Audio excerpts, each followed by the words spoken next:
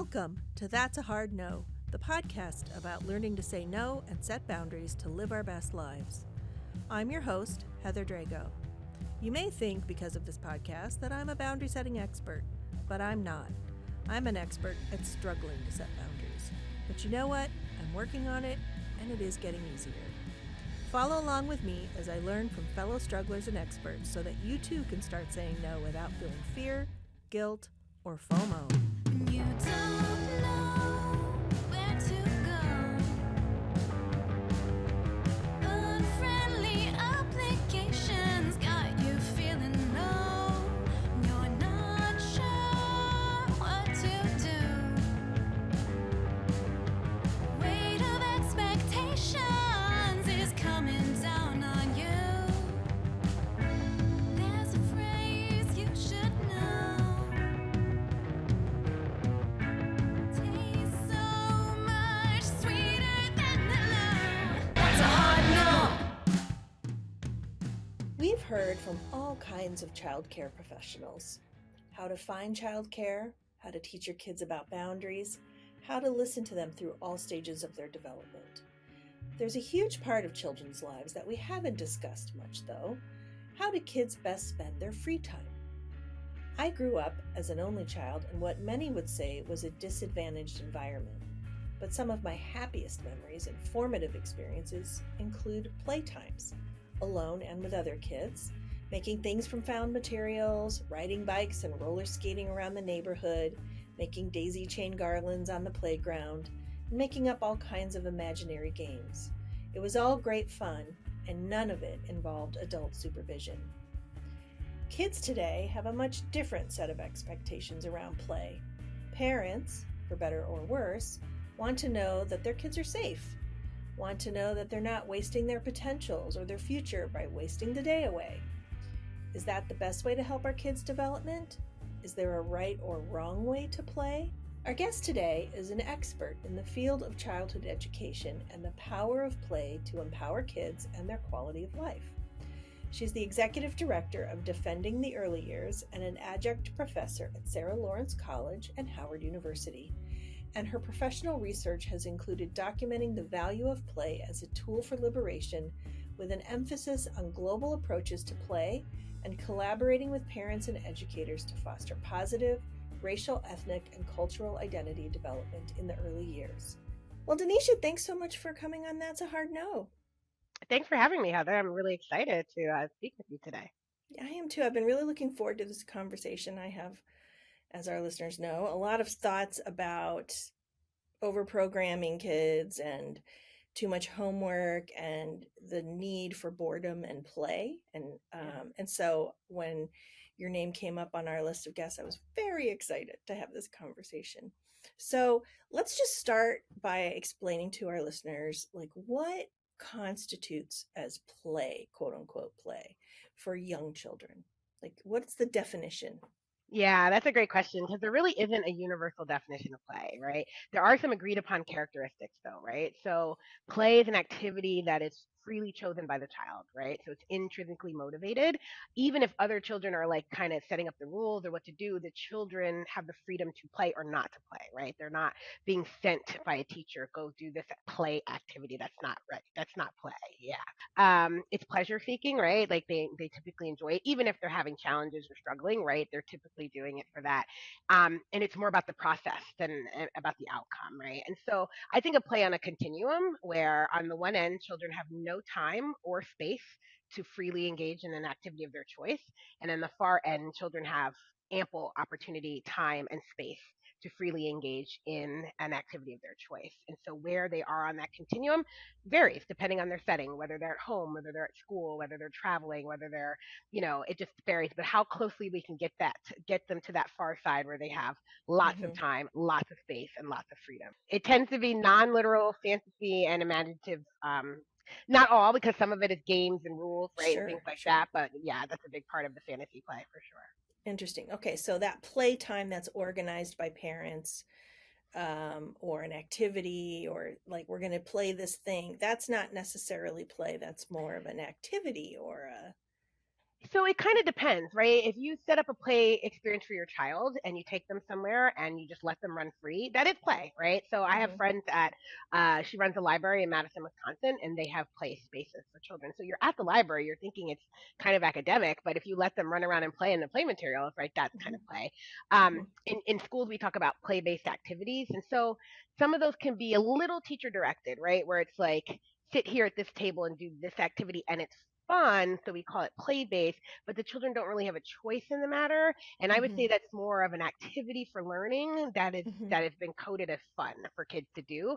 But it really just depends on what the children are free to do. When I taught kindergarten in Washington D.C., children had 30 to 45 minutes a day to go into a center of their choice and do whatever they wanted in those materials. That was more free play because I wasn't telling them what to do. But then on Hmm. certain days, I brought a small group of children to a table and I had a learning activity that was fun for them to do. And I really wouldn't call that play though, because they had Right. to do what I wanted them to do There's a at that time. structure and a sort of Yeah. syllabus you're following. hmm So to dive a little deeper, what does good, productive educational play look like? So it really looks like children kind of navigating a space and materials and like really just inquiring about them, right? I mean, that you mentioned boredom in the beginning, right? And that's part of the drive, right? Having Hmm. being bored, having questions, wanting to know more, and being able to address that on your own is so important, right? Because that's how children are constantly learning. A lot of us think, oh, they're not learning during play, but they are. They're experimenting with materials.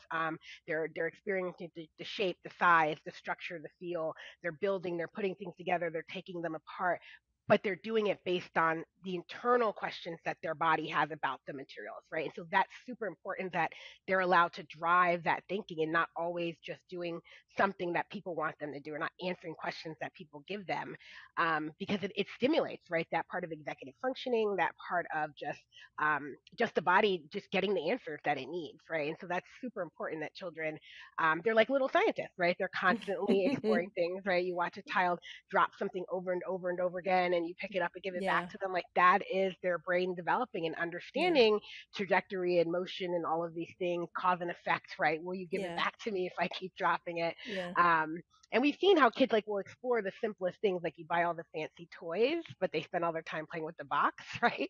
Because they're really into right, they're really into the material and the shape, and they like those open-ended things, right? The things Hmm. that don't have that have very unlimited use as opposed to something that can only be used one Hmm. way.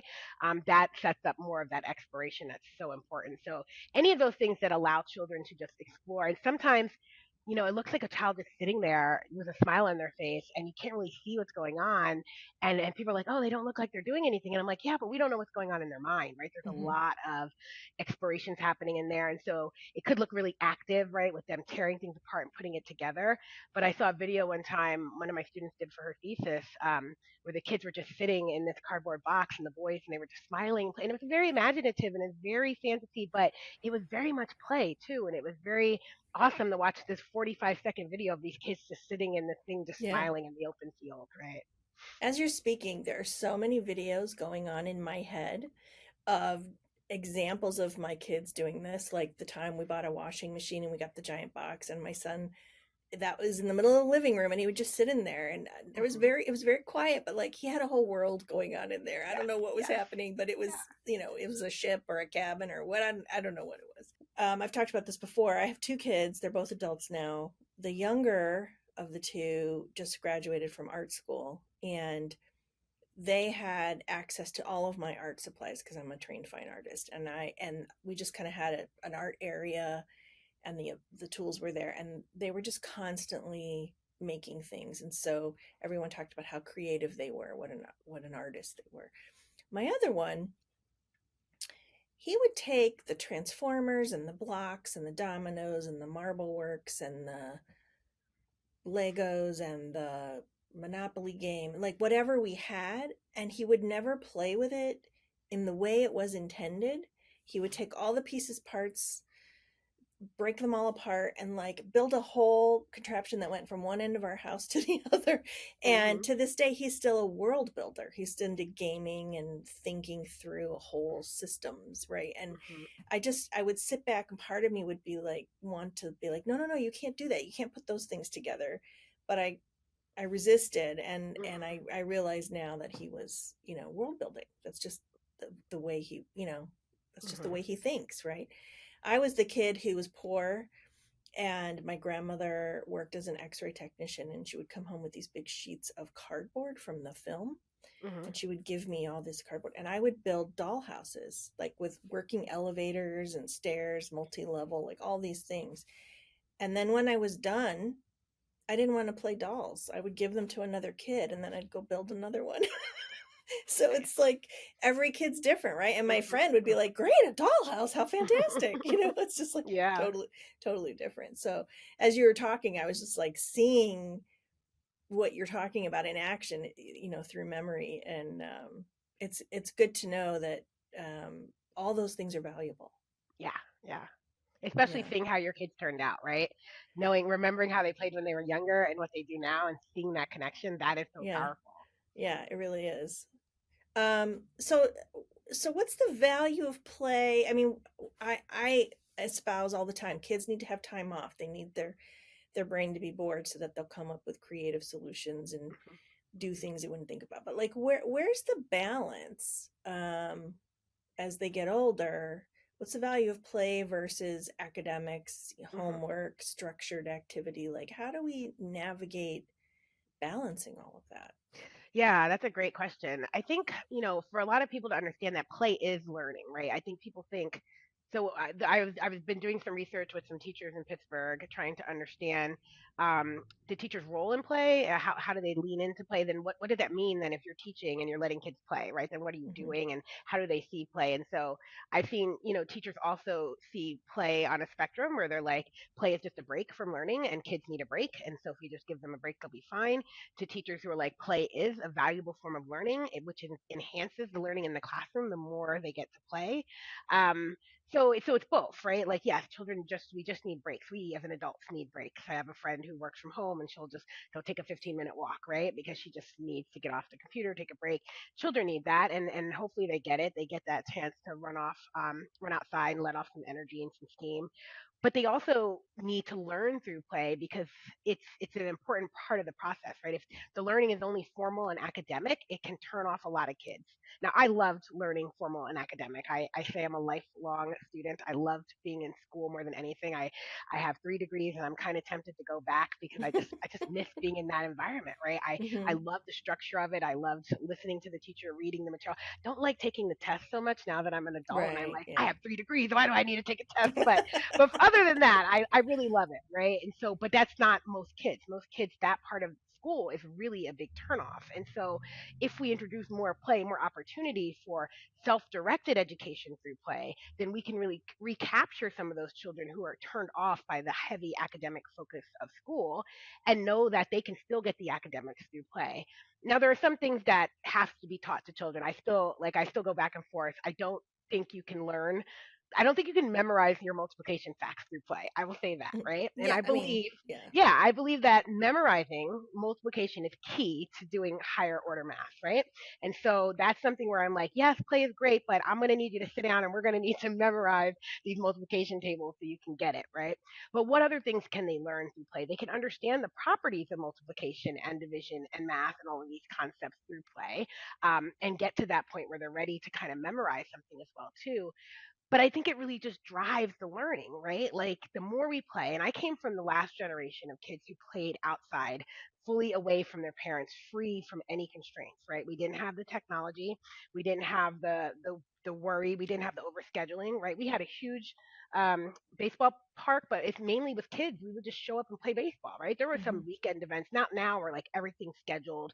You can't get time on a soccer field unless you schedule it, right? Because you can't just show up. But in my generation, we could just show up, go outside, play a sun up to sundown. No one knew what we were doing, and I think that freedom really then fostered my love of learning, right? Because I was constantly in this state of learning and engaging, and I brought that into the classroom with me. Now we have an environment where kids don't get that kind of freedom, right? The play is very structured, mainly a lot of reasons, safety issues. We can't let kids just go out and come back whenever they want. There's a lot of concerns about academics, other things, and so the adults are kind of structuring the play activities, the baseball, the basketball, the soccer, all of that is adult led and adult structured. structured. And so kids are losing that opportunity to kind of that freedom to learn for themselves. And then how is that impacting them in the classroom, right? And so their whole day is now structured. Their school day is Hmm. structured. Their out of school time is structured. Everything is structured. And I think that's causing a lot of the problems that we see. And so if you're familiar with the work of Peter Gray, he studied this a lot. He writes about this a lot, that the decline in children's free time, self-directed time, playtime away from adults is causing some mental health issues in young children, right? Because you need that balance. Yes, Hmm. going to school is important and there are things that you learn in school and that's great. But if we're structuring the school day all day and then we're structuring the out of school time all day, children are just, they're suffering, right? There needs to be a balance of that freedom. To me, it's that freedom, even if it's daydreaming, right, which is a form of imaginative play, Hmm. even if it's like you said, playing with materials in ways that they're not supposed to play, right? Like all of that stuff is so important for children to develop a really strong self concept and identity. And I don't think they're getting enough of that today. Yeah, I wonder.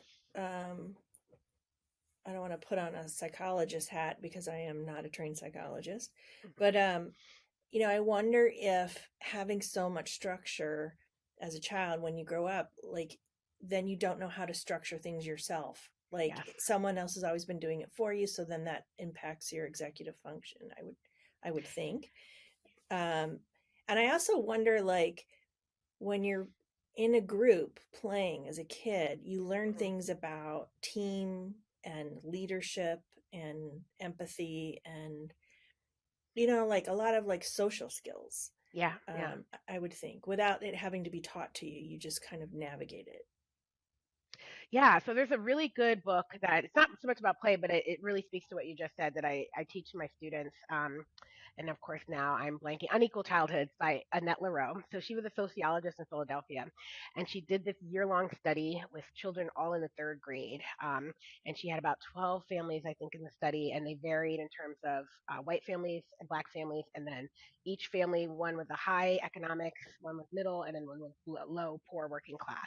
And she wanted to see how race and class structured children's daily lives, right, and their parents. But a lot of what you just said came up, right? The children in the high resource families were all structured all the time, and so they weren't okay with being bored. They didn't know what to do if there was downtime in their schedule, right? But they were building so many important social skills. They learned how to shake an adult's hand, look them in the eye, how to Mm, n- um, navigate things, situations, how to advocate for themselves because they were on teams and they were on sports. And the other kids who were in the more low income families who did not do a lot of activities, they were masters at their free time. They knew how to structure their free time. They could go outside, organize the community, get games going, right? They were never talking about being bored because they knew how to use it and actually didn't like being scheduled. When they did join an activity, they didn't like all of the, I got that's to be here at this time. fascinating. Yeah, right. It was very interesting, but they lacked some of the social skills. They weren't as good as interacting with adults because they didn't have that opportunity. So there were balances and drawbacks Right. in both situations, but a lot of that just came from the experiences they got. So yeah, those play experiences. The social part is super important. We saw that during COVID, during the pandemic, kids not having time to interact, adults, right? Not having Right. time to Absolutely. interact with such social beings, right? And so that's a big part of the play as well too. And then yeah, just being able to figure out what to do, right? What to do. Kids who come from highly structured backgrounds, they do struggle when they get to college and other places and they have to fill the times themselves and they might continue over structuring their lives. There's reports of kids in college, that sophomore year where they're trying to figure things out and they might be depressed because they don't know how to navigate the space because they came from a space where everything was highly structured for them and now they have all this freedom and they don't know what to do with it. So Mm-hmm. it's Mm-hmm. definitely a balance for sure. Interesting. Is solo play good play? Like we're talking about kids in during the pandemic. Like my one of my kids is very much an introvert and a lot of play was solo. Hmm. Um and is still to this day an introvert. So I wonder, is there value to solo play? Should we encourage group play? Like what's the balance there? Yeah, that's a great question too. So when we teach about stages of play, when I teach this to my students in my education courses, we talk about solitary play, and it's usually very young children, like toddlers, will like play next to each other but not with each other, right? And so that's usually one of the early stages. And then kids move in; they're very social. So about 6, 7 years old, they want to play games with other kids with rules and things like that. But as we get older, there is solitary play, right? So one of the things I do with my students is I ask them to describe play activities they did when they were a child at school, play activities they did when they were a child at home, and play activities they do today, right? And so Mhm. they question the today stuff because they're like, "This I do this by myself. Does this count?" And I'm like, "Okay, let's go back to our characteristics of play. Do you do it for fun? Are you intrinsically motivated? Is it?" And they're like, "Yeah, right." And so there is parts of play that we might do today that's very solitary, depending on why we're doing it. So we talk about hobbies, right? Hobbies can be a form of play. If you're a knitter or you do these things, right? Like, yeah, what are you doing them for? You're not doing it to make money. No one's telling you to do it. You do it because you want to. It feels good. You're intrinsically motivated. You're creating something, so there is that kind of imaginative part to it, right? You're trying to follow a skill. I have a friend who's in a knitting club. Like she's doing this social with other people, and they knit together, right? So that is a form of play, right? And so it can be solitary as you get older. And I do worry about it too. I have a 17-year-old daughter and a 15-year-old son, and my 17-year-old daughter spends a lot more time by herself, and I do worry sometimes because she doesn't have as much social network as my son, who's like Mr. Charismatic, and. Mhm. But I think it's just where she needs to be right now. Like she Mhm. does have a few close friends, but a lot of the activities she does is by herself, and I think that's just her giving her psyche what it needs, right? And when she's Mhm. ready to get into more social places, she'll be there. But so you do want to keep an eye out. I mean, we do have to worry about children who are socially withdrawn, anxious, don't like to be around other children. As teachers, we always had those kids who would like they never want to go to lunch. They always want to have lunch with you, and so you have to worry about them and their social skills. But I wouldn't worry so much about a kid playing by themselves, especially if they're really into it, right? I've seen Mhm. some only children, right, who play elaborative games and activities by themselves, and that's just great because they have to. I grew up with lots of siblings, so I don't know what that Mhm. experience is like, right? But Mhm. I think social play can be really advantageous for children. And like you said, that sitting in the box by yourself, sometimes children really need a quiet space to just be, right? They need to like step Yeah. away from everything. And so in a lot of early childhood classrooms, we set up small nooks and crannies where kids can kind of go one on one and be by themselves because that's still an important part of their development that they have that solitary time. This has been fascinating. I have more questions for you. We're going to take a Okay. quick break and then we'll be Okay. right back. That's a Hard No is brought to you by Clever Girl Marketing, my full service agency specializing in smart, strategic marketing solutions for businesses and nonprofits. Okay, so you're probably wondering, Heather, what's with the podcast about boundaries? Why not marketing? Well, maybe in the future, but for now, it actually does relate, so bear with me here. Smart marketing, strategic marketing, requires knowing what to say no to and why. Businesses and nonprofits get inundated with marketing options and offers every day. We help you cut through all that noise, focus on your specific needs, and develop actionable strategies that are doable and actually make sense. Whether it's websites, SEO, email, social, or traditional channels, we're experienced in all of it.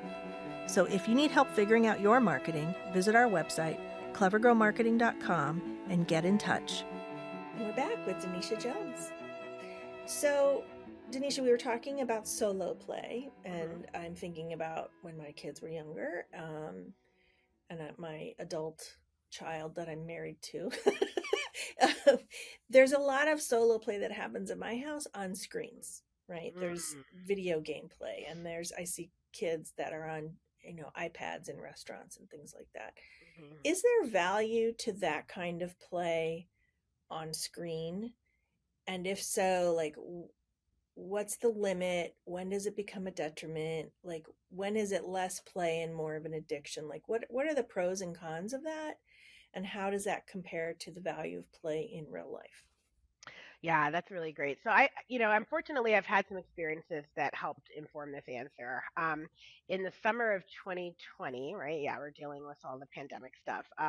A colleague of mine, he was at the University of Boulder then, offered a course on crit- critical digital play. And I was like, oh, I thought it was going to really about how to teach more online classes, but it wasn't. It was really about leading into digital spaces. And so one of the assignments we had to do was to play an online game with a teenager, a young person in our life.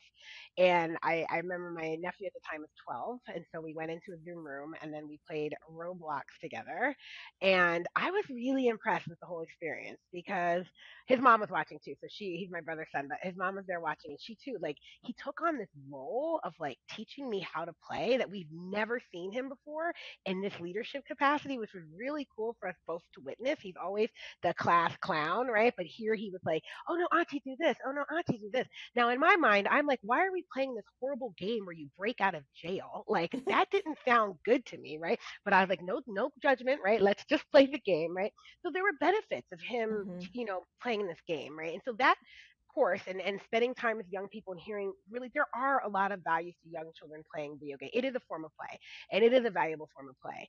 But on the flip side, I also am aware of screen time addiction, issues around screens and what they're doing to children's brain development and neuron development, right? And so we do need to be concerned.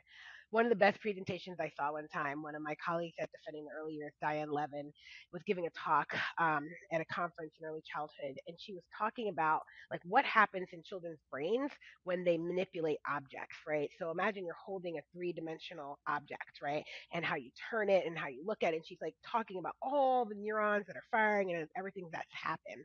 All of that is gone when you press a button and it happens on the screen. None of those Really?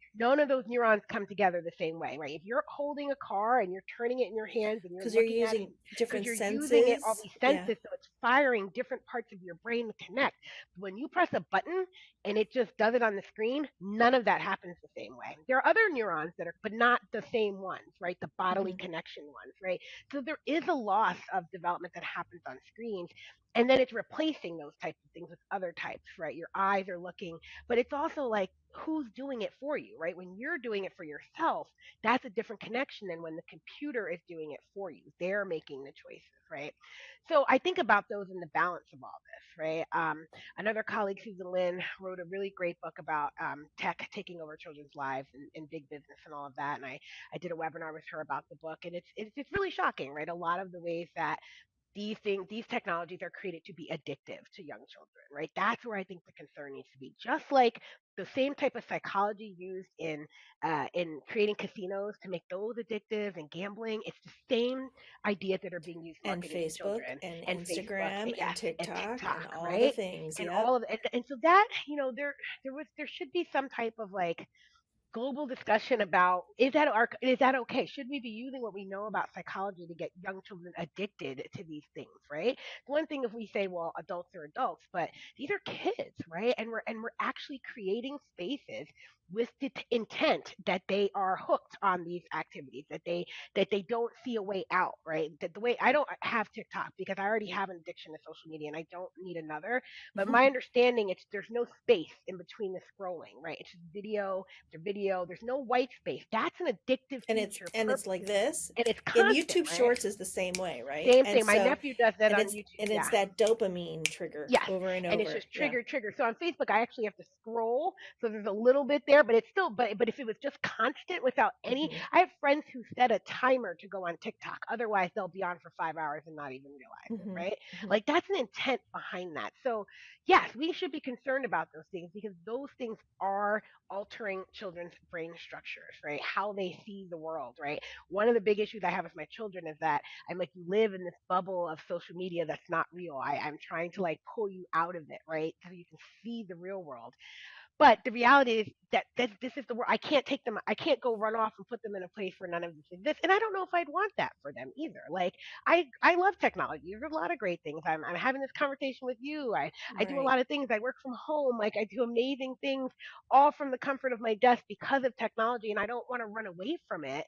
But I also have to think about how it's impacting my house, how it's Hmm. impacting my children's house, right? And Hmm. so there has to be this balance between it. And I think I have a friend who was a 30-year first grade teacher and raised two children, and I'm always, commenting about I'm stressed about my children being on screen. She said, you give them a balance, they'll come out okay. Like, yes, they're on it a lot now, but she's noticed as her kids got older and they became young adults, they knew how to walk away. They knew how to go spend a day out Hmm. doing things, not addicted to technology, right? And so it's just finding that balance. So yeah, sometimes we go out and we leave our phones in the car and we lock the car and we go out for 3 hours with no phone, and it's a hard thing for all of us to do, right? And so, but we do have to be aware there are signs of addiction. There are, especially really young children. I've seen a lot of research about young children's anger being higher because of technology, like little kids having temper tantrums when you take the device away, worse Hmm. than they did before, because they're not able to self-regulate because they want the technology so much. And so Hmm.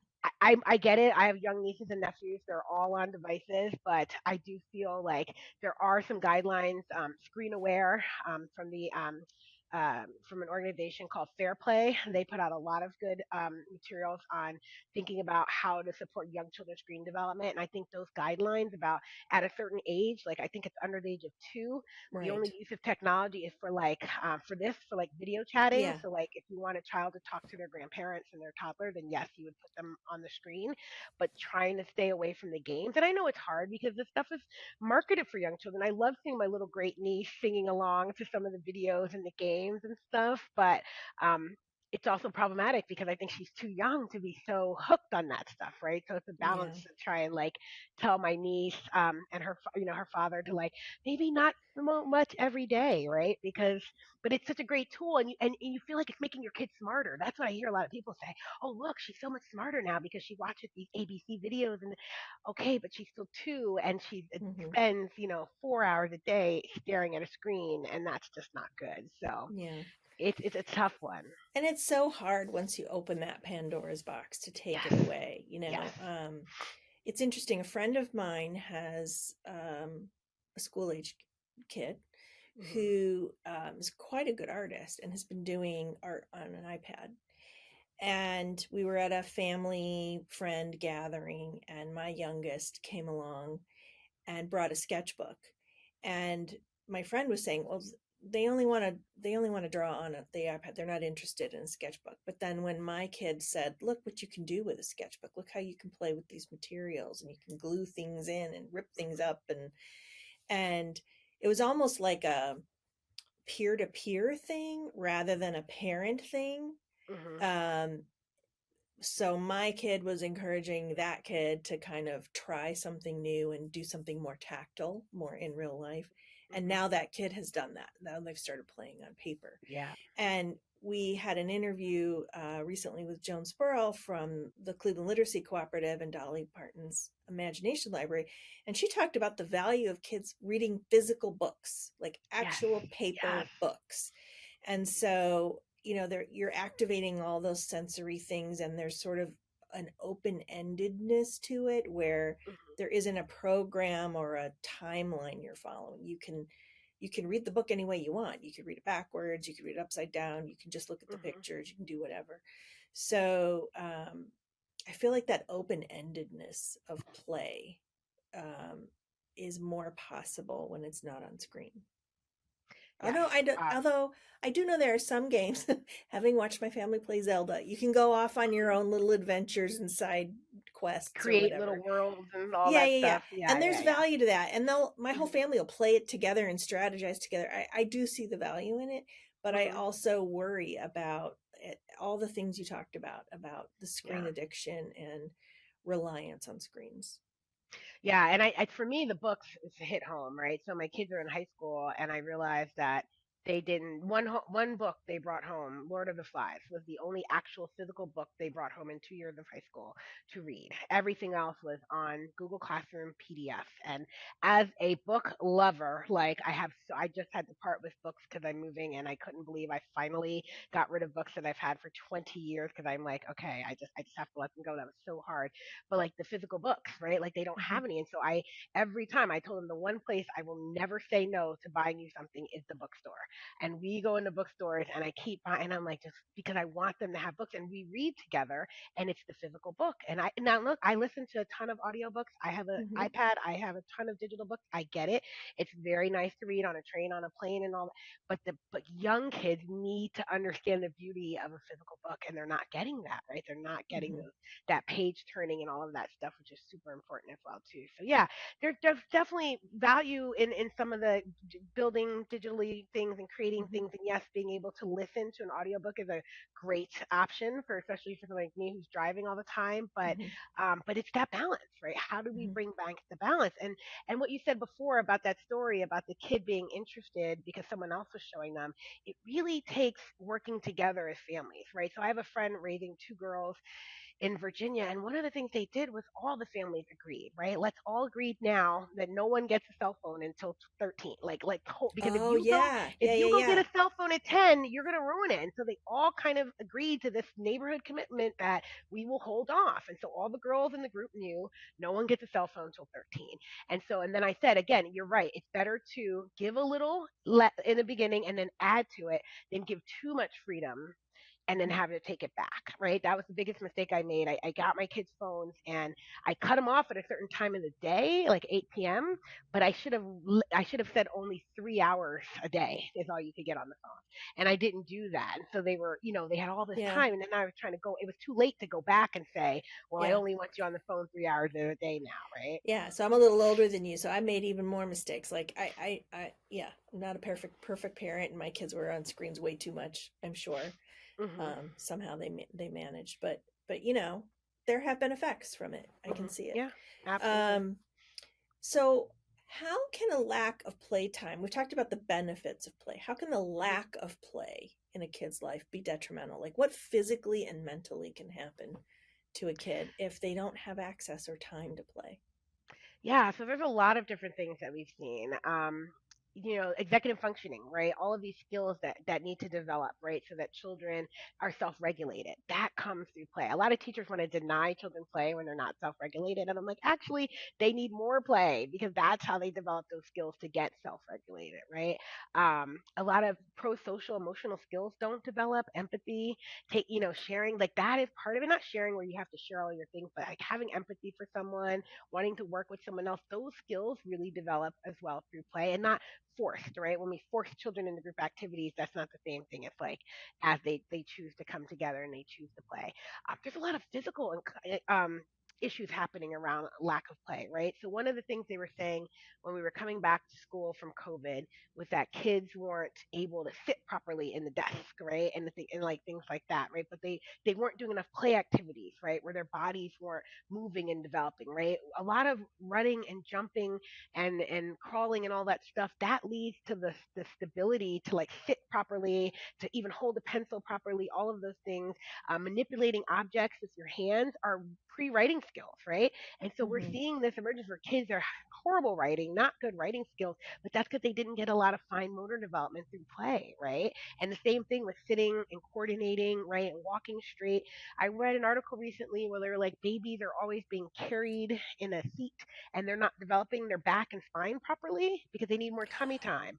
And tummy time is where they explore and it gets Yeah. that curve and shape right in their back instead of, but if they're always being carried around in a carrier and not put on the floor for tummy time, right, then they're not going to develop those skills. So there's physical parts of the body that need to develop through play. Cognitive skills, right? Emotional skills, language, right? Just language, Hmm. just exploring vocalizations, conversations, all of those things. So there's so much that's not happening through play.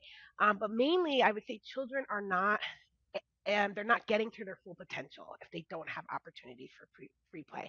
They're not exploring the possibilities of their mind, who they are, what they like, what they want, what they don't want. They'll never know these things unless they get through them through a free play, right? And if they only get to it as an adult, it's a lot harder to recapture that when you're young, right? I developed some serious confidence because I had other kids kind of like egging me on to challenge me to do things that I didn't want to do, and I would have never done that without them supporting me. And it's allowed me now as an adult to take a lot more hard challenges and be like, I can do this, I can do that, right? Because I had those Hmm. experiences. And so I'm not saying you won't get them as an adult. It's just harder, right? It's Yeah. harder to develop those things when you get older. as someone who's a professed lover of the academic world, I'm really interested in your take on the balance between homework Mm, and free time. And I know I railed against how yeah. much homework my kids got. Like it was Mhm, ridiculous. mhm. And I didn't say it negatively in front of them. I still encouraged them to do what they needed to do, but I just really felt like there was just too much of it, and a lot of it was busy work, Yep. and it ended up impacting their sleep and their free time. And so I'm wondering what your thoughts are as someone who loves learning, loves being a student. what what do we do if we feel like our kids are being, given a whole bunch of homework that's unnecessary, or like what can we do as a society about that? Yeah, yeah. I think we really need to question the value of homework because I don't think most of it is valuable. I would say up and through, almost up through high school, it's really not valuable. And I have teachers argue with me against it. They don't believe me. But first of all, as a parent, I'm gonna say like this: we have 1 hour to do homework after school. If they cannot complete that much homework, then you're sending too much, and I don't want to hear it. We're not. I'm not even playing these games. I will give them 1 hour to do work after school, and that's it. And that's a lot. That's a generous hour, depending on what the day is already like. Some parents are picking up their kids at 4:30, 5 p.m., dinner, bed. I mean, Right. you don't have enough time to give them Yeah. homework, right? And you Yeah. shouldn't have to sacrifice time for homework. When I taught kindergarten, parents wanted homework. They're like, where's the homework? I'm like, they're five. They don't need homework. Oh, yes, they do. It needs to prepare them for first grade. So I said, fine. We created a homework folder. I put in a worksheet. I sent it home. It came back, and everybody got a smiley face. I didn't even look at it. Everybody got a smiley face, whether they did it or not. I didn't care. I was just like, but they wanted the routine, right? So there's this idea that kids need routine and structure. They don't need routine and structure after school, right? They They've have been in it school at all school. day. They Yeah. have it Yeah. at Yeah. right? There's a Yeah. phenomenon called afternoon restraint collapse, where children who have kept it together all day in school come home and then they fall apart at the slightest request because they can no longer keep it together.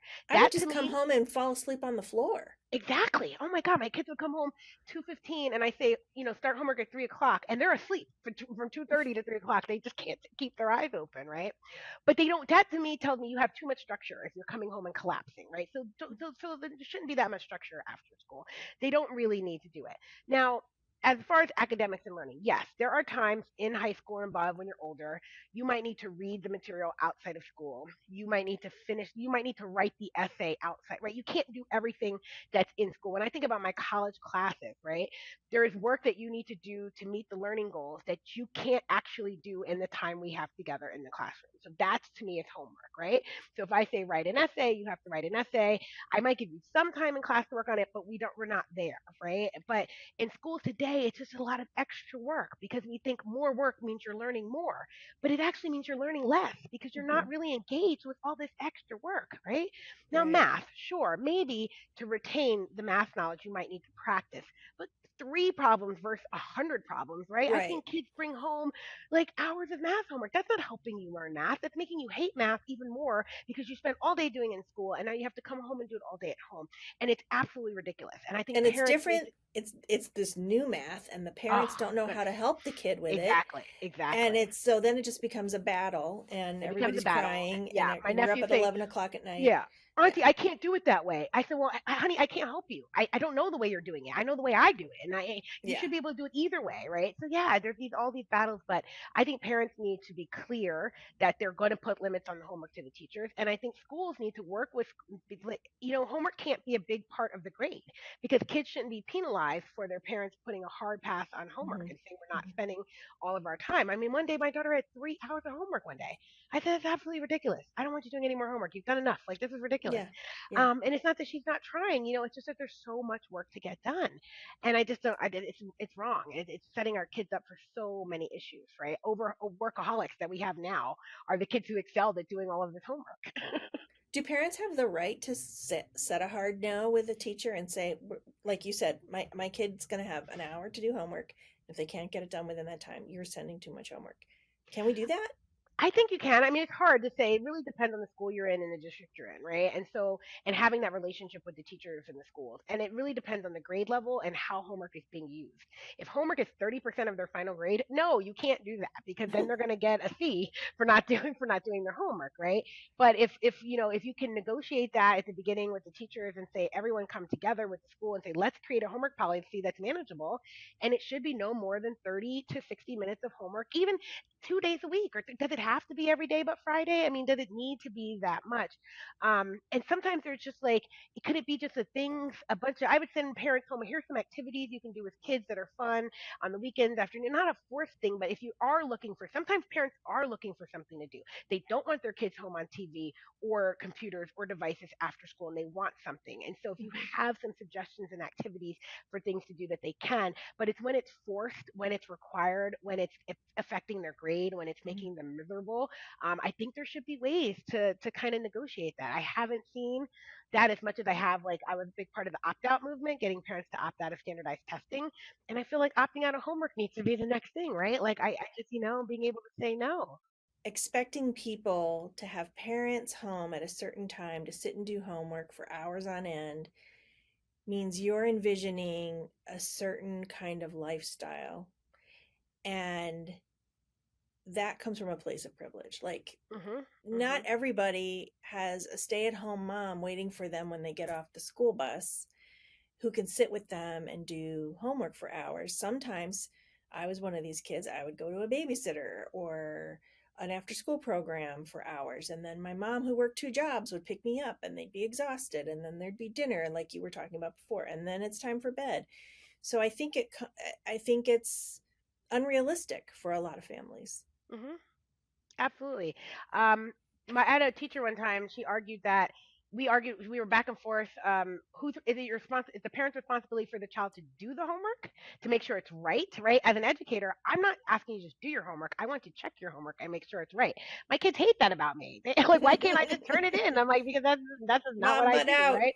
But You're out, not I my don't. I'm teacher. like, Yeah. if they don't want me to redo it for tell them that that's wrong, right? Mhm. But I had a teacher, a professor once, who said, no, no, no. My job is to make sure that my child has a space to do their homework and time set to do it. But I'm not checking it. I'm not making sure it's. And this was a college It's professor. their She's like, job. It's it's their their job. job. Like I'm Yeah. not doing all of that, right? I'm just saying there's a space in the house for homework. There's a time set for homework, and what they do, and they I go tell them to go over there and do it.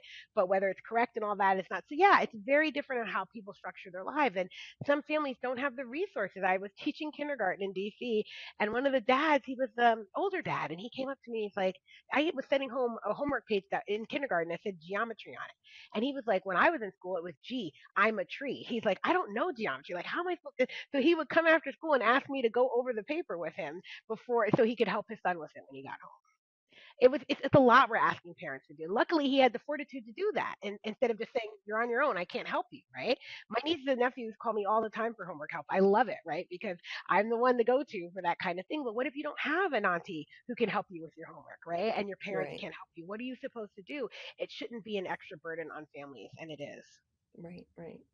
So, how do we, as parents, grandparents, aunties, educators, how can we um, create space for play in our lives, in the way we interact, and not just with our own kids, but all kids? How do we make sure that kids from every socioeconomic lifestyle background, like, how do we make sure we're making space for kids to play?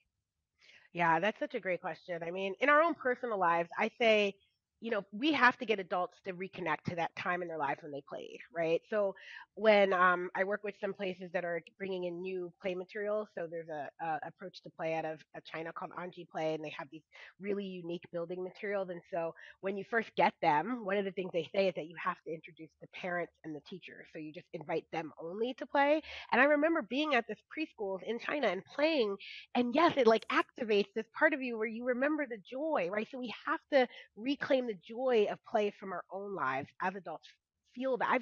I've seen back to school setups like that where we set up the Hmm. preschool and let the parents come in and play, let them make the slime, let them practice all that stuff, and you see them get all excited about it. We as an adults have to reclaim that because we'll never remember what it was like, right? And we don't actually get it until we're back doing it. And then we start thinking, oh wow, I'm learning, I'm doing all of this. This is great. This is what I want my child doing. And so we have to recapture that any time we can in our own lives, like going out for a walk and listening to nature or whatever it takes, taking out a puzzle, card game, something, and hopefully not on a device, right? Something more interactive. But how do you play in your own lives every day? How can you add more play? Something that you might want to do, even something like yoga might be a form of play, right? Playing games with your kids and things like that. Any of that kind of stuff is fun. And then thinking about where you live and how is access to play in those neighborhoods set up is super important.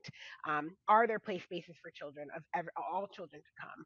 Are there some places that are gated and only certain children can have access to? When some of those preschools buy those play materials, are they opening them up to other children in the community, right? So that they Hmm. can get it like on a Saturday or a Sunday. So it's not just the privileged children who go to that space have access, but how are you sharing those resources with the rest of the community? Right.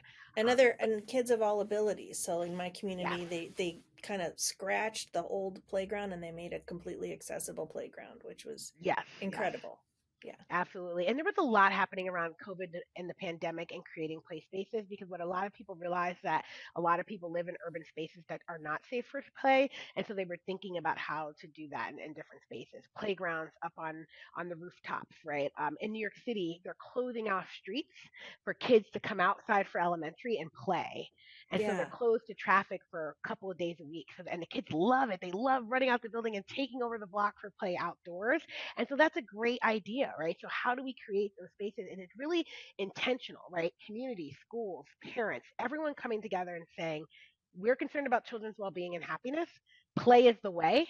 What can we do together for more play in all of our lives, right? It's going to make our children happy. It's going to make us happy. I don't know anyone who doesn't like play, right? Even if you think you don't like it, then you might want some solitary time, right? Even if you don't want to play, then take the 30 minutes and sit by yourself. The best professional development I did once was we were all adults. We were in a room. We were given blue masking tape and 45 minutes. It was the best time of my life. Like it started out with some people being like, "This is dumb. I don't know what to do." And the next thing I know, we were taping people to the wall. We were making elaborate constructions. We were. It was amazing what you can do with just blue tape and Yeah. 45 minutes, right? In a hotel meeting room, right? And so just giving people the opportunity. They might be bored at first. They might not want to get into it, but over time, something's going to change in them, and they're like, this time, this space, this freedom to do what I want is super important in our lives, and how you do it is play, and that's what's really important. Well, I seriously could talk to you for another hour. I mean, that was so much great information. I still have so many more questions. Um, but the message you've driven home for me is that plays is integral and important to our lives from birth through the whole part of our through our whole lives. Yes. And that's it's part of the balance of being a healthy, happy, productive human. So thank you for all your insights. What an incredible font of knowledge you are. Thank And you. what a I could great talk about play conversation. all day. I could. You Yeah. can tell I love it. So thank Yeah. you so much. Yeah. Your passion is infectious. And Yes. I think a lot of the parents and educators will really enjoy this conversation. And before we go, Mhm. you wrote a book recently, right? So tell us about your book. Oh no, so I'm writing a book on Oh, play. I you're haven't writing a book. finished that. I Yeah, apologize. yeah, yeah. That's okay. I have some articles out though. If you go to Defending the Early Years, our website is www.dey.org, and search for some of the blogs. I've written a lot about play, and I have a couple Great. chapters on play and some other books as well too. That experience in China and studying the Anji play, I've written a lot about. But I'm working on a book about liberation in the early years, and I believe that that's through play, right? That we need to lean into being more free children. And what does that mean? And that means children having time to play, and that's so important. And so I'm hoping to get under contract with that soon, and hopefully get it out sometime next year. Well, keep in touch with us. We'll follow along, and we'd love to hear more about it. I will. Thank you so much, Heather. I really Thank you. appreciate it. Thanks for coming on again. It's been a great conversation. Sure. That's a Hard No is a production of Clever Girl Marketing, my little agency in Cleveland, in partnership with our friends at Evergreen Podcasts. Many thanks to our amazing team, including Maura Del Rosario, our production and marketing coordinator, Noah Fouts, our amazing producer, editor, and composer who wrote our theme music and performed it with his band, The Big Leagues, and our new video producer and editor, Kay Holmberg. You can find show notes and resources on our website, and you can find other fun stuff on our socials. We're Hard No Podcast. Find your no, then say it with me. That's a hard no!